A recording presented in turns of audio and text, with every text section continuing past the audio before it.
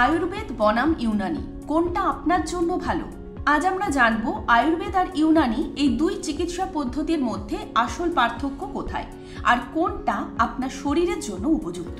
আয়ুর্বেদ এসেছে ভারতের প্রাচীন বৈদিক শাস্ত্র থেকে।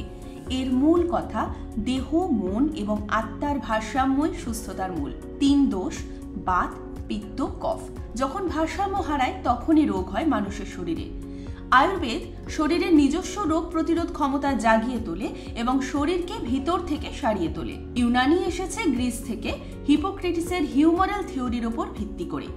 এই চিকিৎসা বলে দেহের রক্ত, কফ, পিত্ত ও স্নেহ এই 4টি হিউমার যখন সঠিক অনুপাতে থাকে তখন দেহ থাকে সুস্থ। ইউনানি চিকিৎসায় ঔষধের পাশাপাশি খাদ্যাভ্যাস, শরীরচর্চা, বডি টাইপ এবং আবহাওয়াও বিবেচ্য।